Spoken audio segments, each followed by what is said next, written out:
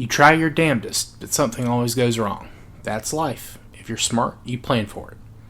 Glenn Cook. Welcome to this week's episode of Warfare, Advancement, and Revisionism. My name is Preston Floyd, and as always, I'm your host. I'd like to thank you all for joining me this week. I appreciate it. And if you're a new viewer, welcome. I hope you enjoy and will like to go back and listen to the catalog of episodes. So please rate, subscribe, all that kind of stuff wherever you are listening. You may have noticed that the YouTube episode was delayed last week. There was this weird technical issue that was kind of preventing me from adding the recording audio to my video editor.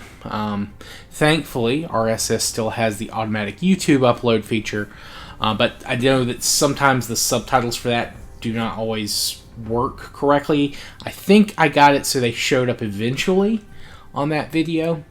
Hopefully, though, I hope to have the YouTube episode up as normal along with the other one, but worst case, I might have to keep publishing it directly from RSS for a little while. But we'll see. We'll see how it turns out. Now, let's go ahead and move on to this week's episode. Now, we will be talking about human development in northern South America between 8,000 and 6,000 BC. However, before we get to that, I did have some listener feedback I would like to go over because some of it was very interesting and informative. So, big thank you to our listener Tomas, a great name. He linked me a couple of articles talking about specific sites in southern Chile at our time frame for this season, and I was under the impression that I was under the impression that that the humans living that far south were so low in number that they hadn't really left much of an archaeological trace. Turns out that was not exactly the case, and this was awesome to learn. Now, these sites are spread across a few regions, one of which is Patagonia. And I was already planning to go over that region in a couple of episodes. So this will give me more to talk about when we get there, later this season. And it may even be enough for another episode, or at least make one episode longer. We'll see. The other sites are just to the west of Patagonia and the southern, the southern islands on the Pacific coast of modern Chile, or near to them. One of these sites is Monteverde, which I think I mentioned this site last season as an example of very old sites that help disprove the Clovis first theory. I know I mentioned Topper in South Carolina, but I know I didn't mention where this site was located exactly. I think I just mentioned Monteverde in Chile. Now, Monteverde is found in the modern Chilean province of Yanquihue. If you look at a map of Chile, you will see that this province covers like the last stretch of land before you begin to run into those groups of islands off Chile's west coast. Now, I think this site was abandoned around 12,000 BC, or at least saw much less use after that time, to the point where there was no large-scale activity at any given period. And of course, this leads more credence to the idea, again, that humans advanced down the Pacific coast first when entering into South America. These are very old sites. And there's also a very high likelihood that these are the sites used by the people of Monteverde, that are, again, that they could be underwater. There are other sites that, due to the rising sea levels, may not be around anymore. Now, once the seas begin to rise, something happens that make the site less and less appealing, and other sites not too far become better suited to supporting humans. And I was aware of this site, but I was not aware of another site and culture that some archaeologists believed to be descendants of the Monteverde people. And this culture is known as the Chinchorro Culture. Now, this culture dates between 7,000 and 1,000 BC. Very long-lasting, and as we'll see, fairly isolated too. And we'll get to that going forward. As all the people up to this point, they were, of course, mobile hunter-gatherers. But like many coastal people, they become very talented and indeed very well-equipped fishers. They're very inventive when it comes to inventing new tools and technologies for fishing. And their ancestors were probably the people sailing, down to Monteverde on fishing and gathering expeditions. But once the Younger Dryas ends, conditions are probably a little bit better in their core territory. And that might be part of the reason why sites further south are seeing less use for a time. Now, artifacts from the Chinchorro have been found across a narrow strip of coast from southern Peru to what is around, I believe, the modern city of Iquique. Now, of course, this territory is located in the Atacama Desert, so it makes sense that they would be more tightly packed or more concentrated in a few locations rather than, being spread out over a wide swath. That and the Andes kind of make it difficult to travel very easily and get larger tracts of land to use. Now, it is in this environment that we have found another innovation that these people are doing. In addition to becoming, prolific fishers, they also, develop their own kind of spiritual practices, and this is something that's different from other places that we've talked about. We have mentioned that cultures, other Neolithic cultures in Asia, burying their ancestors under their homes. We have some sites in China where there are essentially graveyards, not far from the locations that these people were inhabiting.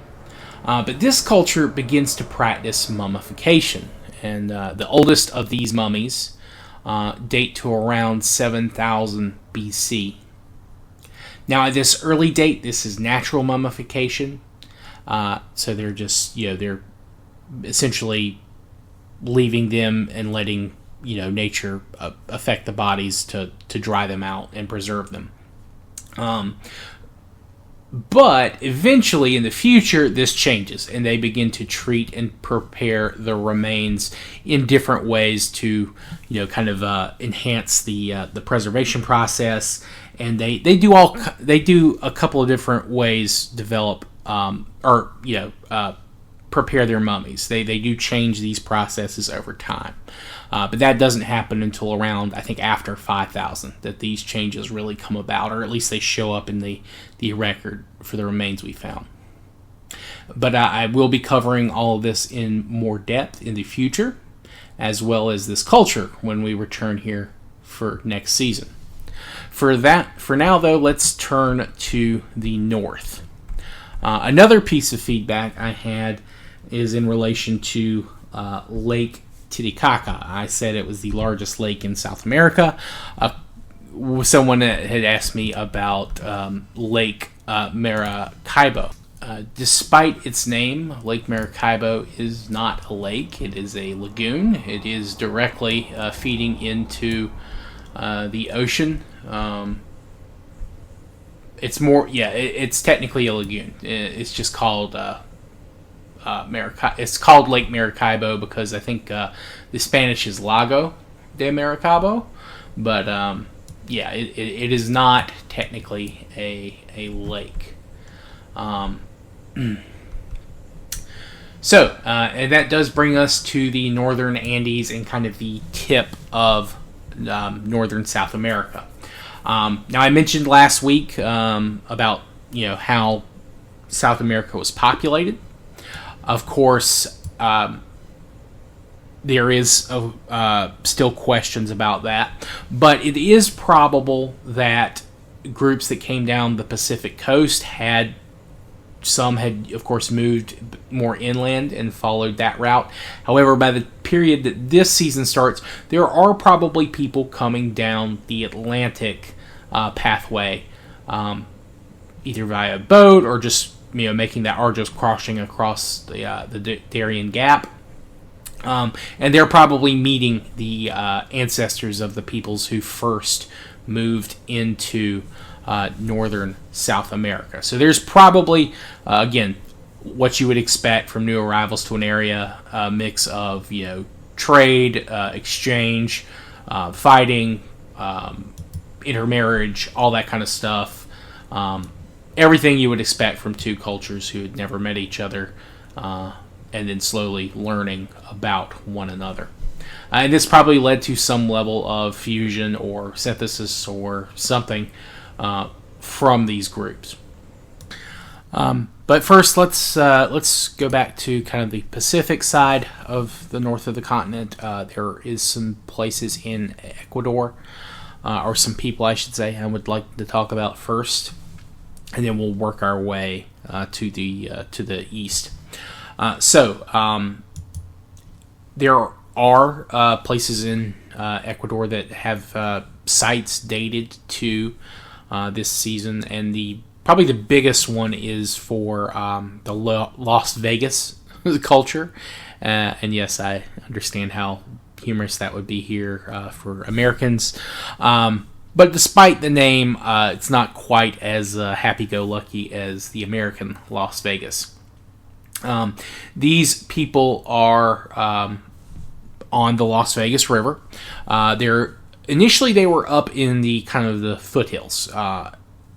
And at the time that we're talking about, at least at the start of our season, they're not quite as coastal as they would be today. I think around 7,000 BC, of course, the sea levels are closer to what they are today. But when the site was first founded, they were around, I think, like 90 feet above sea level, and now they're a little bit closer. But you find all the hallmarks of early Neolithic cultures. You see, more sedentism, and of course, they're developing more and more specialized tools and microliths and blades.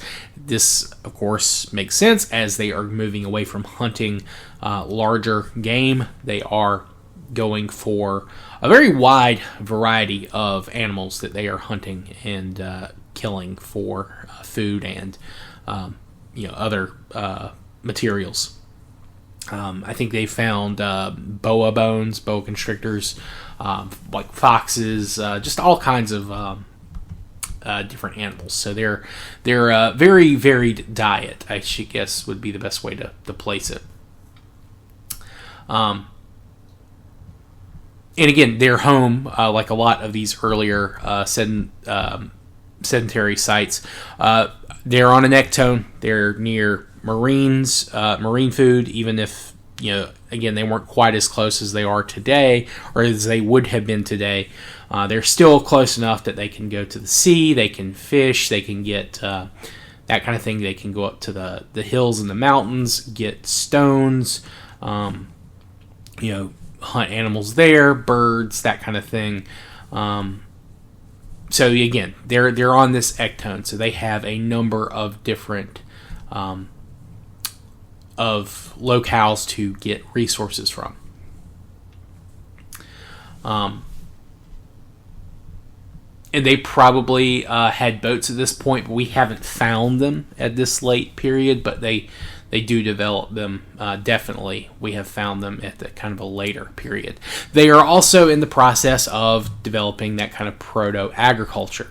They have those wild calabashes, bottle gourds that we have talked about, and of course, the native varieties of those things like squash, or the Ecuadorian equivalent of squash, at least.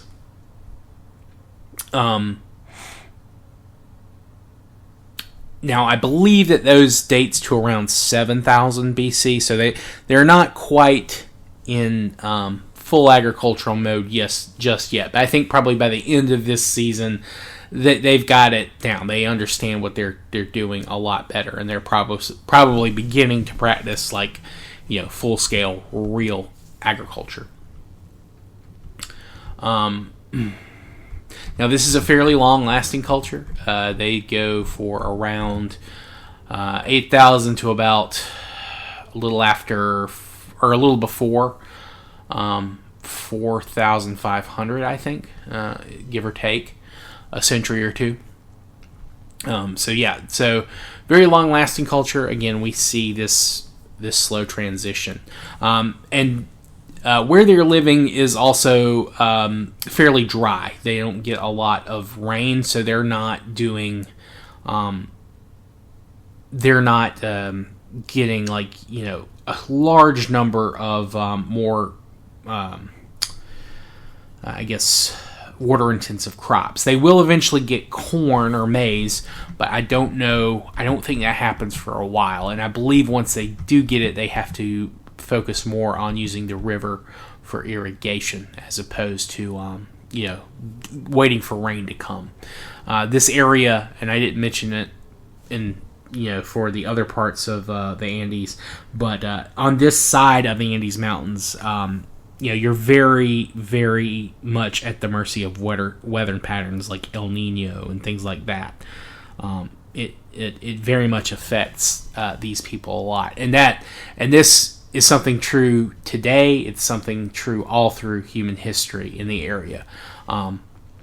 These weather patterns, like long-lasting ones, they will be very important in the rise and fall of states in these areas when we get them. But yeah, so that's kind of what we have in Ecuador. It's a very small site, or a very small region. They have a number of sites, but they're all kind of very tightly compacted. Not even as much. They're much more tightly compacted even than the other cultures we talked about. But they do have a good number of sites. In fact, they also have their own burial practices. They have 2 locations where it appears that they were using to bury people. They would only be buried in one of those 2 sites. And so it appears that it's not near other sites. It's kind of, you'd have to make a journey. You'd have to progress with your dead there to bury them appropriately, at least. In terms of population, I think their largest site, I think they found around 200 burial locations there. So, not a huge culture by any means, but, again, that's just what we found. So I would say, they probably had around 1,000 people, give or take, at probably their height, a couple of thousand at their height, just in this general vicinity, which, that's not bad, especially with how dry it is there, with the cactus and the shrubs. They were doing pretty well for themselves, despite how harsh the environment could be sometimes. And, of course, agriculture is going to play a huge part in their success. But we'll return to them next season because they do hang around again for a little while. And we'll talk about some of their neighboring cultures next time. Well, in fact, there is one I should go ahead and mention right now, and that is the Real Alto culture. Now, they are not around much in this season, but they do show up at the very end, right around 6000 BC. They appear to occupy a valley between the modern cities of Guayaquil and Salinas. Again, earliest settlements start there. So it's very possible that they could have been breakaways from the Las Vegas culture. The Las Vegas culture, of course, with more food, population may have grown, and then there may have been a part of that population that is ever increasing. It's like, well, maybe we should try to find, somewhere better to live. Whereas, the people who remain, they're probably tied to their history and their land there. Who can say? But eventually, both of these cultures will disappear and be replaced by another. And again, that's something we'll talk a lot more about next season. Now, moving kind of to the north-ish east, I guess, you have what is now modern-day Colombia. Colombia, I think the oldest confirmed sites are debated in terms of, how long people have been living in the region, on a permanent level. I think the oldest thing, that is, or there are a couple different dates I see cited regularly, and again, they're both debated. I think the earliest one was around somewhere between 14,000 BC, and then there are some that are 12,500. Now again, some of these dates, due to the environment, are debated. They're like, well, anyway, it's not too important. Now, unlike Ecuador and Peru, there isn't really one kind of site that is home to a culture. There appear to be a number of different sites, all belonging to these groups, and they all have their own kind of own styles, but they're essentially just associated with the areas that they're living in. They don't appear to be too interconnected with one another. Not to say that there is no connection, but they don't appear to have any kind of overarch. There's nothing that connects them with each other. They all make tools their own way. They all have these small little differences in what they're doing day to day, just based on, again, where they're located. But there are probably around 10 to 14 of these kind of regional groups. And some of them, of course, don't show up until a little bit later. I think in terms of our season, the biggest ones are probably Tibito, El Arba. No, not El Arba. It's no, that's a different thing. I think it's La Tolita is the other kind of location. Tobatillo. San Agustin is another. Huesca is another.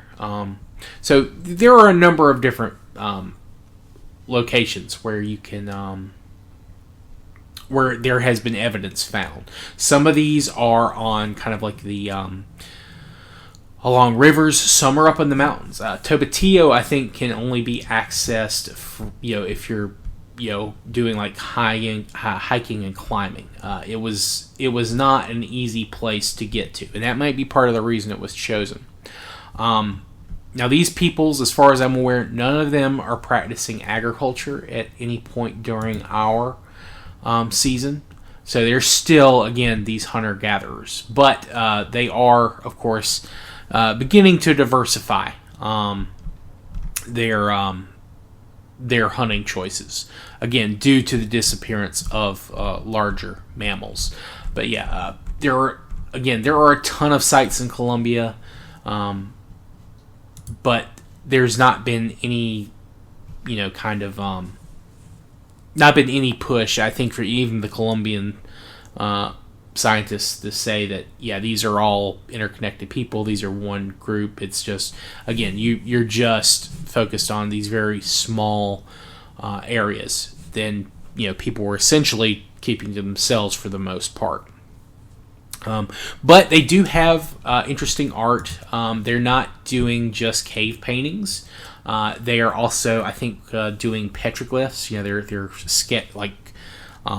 chiseling into stone. Now, I don't know if these are being made at this period of time, but it is possible that they are. It could be older, it could be younger, but I believe that some of these are happening, in this season. In fact, when I post the links on Twitter or X or whatever this week, I will include one of the petroglyphs at El Abra, which is again one of those numerous sites. That one's up in the mountains. It's near, I think it's Lake Fuquene, I believe is the name of the lake. And all these people are using, your standard bone and stone tools. Nothing too out of the ordinary there. Excuse me. But again, all of these places, while they might be fairly isolated from one another, they all have in common that they're on ectones. Even if they're living closer to rivers or near the coast, they are still within range of mountains, or if they're in the mountains, they're still in range of lakes or rivers and things like that. So again, we see the importance of ectones in terms of human settlement and population. Now, let us continue on to the east. We have what is now modern-day Venezuela.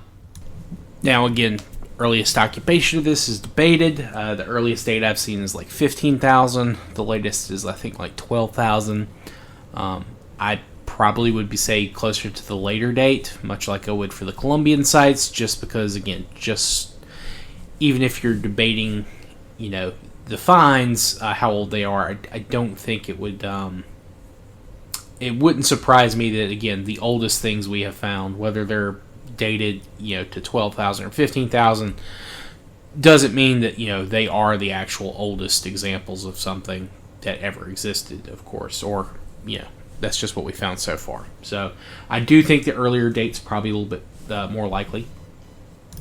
Now, Venezuela is much like Colombia in that they don't have like a single overarching culture. They appear to have, again, smaller spread out sites, probably, again, family groups just up and down the region. I think most of the sites, though, at the period that we're talking about, you can find along, I think it's the Pedregal River, which is in northern Venezuela. It feeds into the Caribbean Sea, part of the Atlantic. And also, I think, again, Lake Maracaibo, which was mentioned, there are probably a number of groups all up and down that region as well. And of course, you have Lake Orinoco. I think the mouth of that, where that enters in the Atlantic Ocean, you would have a number of groups there. And you see this later. We'll talk about it, but Venezuela is home to a few different indigenous groups all along the coast at different kind of sections. They all kind of had their own thing. I think the ancestors of the ancient Caribbeans that Columbus met when he first crossed the Atlantic, their ancestors were probably from again what is now modern day Venezuela. So this is actually somewhere that you can probably get a fairly large population.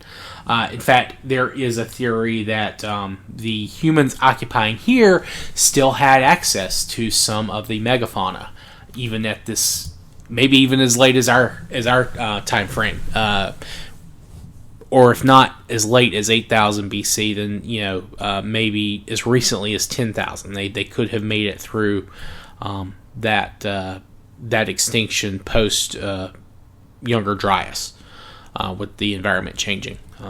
Things like Megatherium, Toxodons,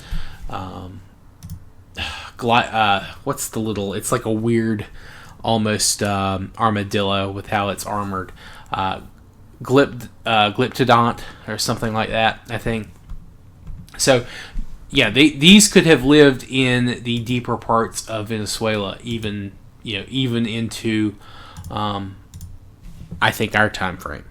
And there is a little bit of a delay comparatively to the other groups. The people living here do not begin to kind of get the more specialized tool set of the Neolithic tools, bladelets, until a little bit later than the other people we've talked about.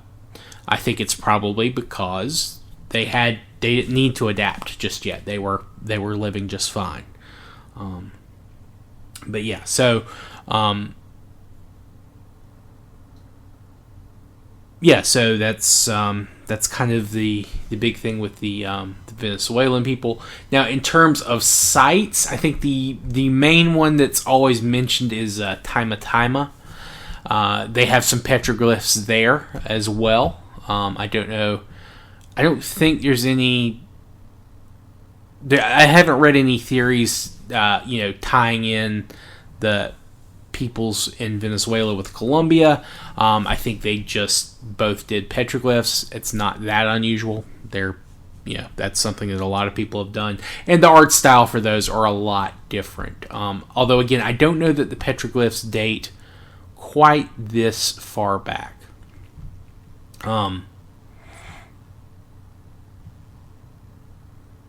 Now, they did have one thing in common, I think, most of the people in Venezuela, and that was their projectile points.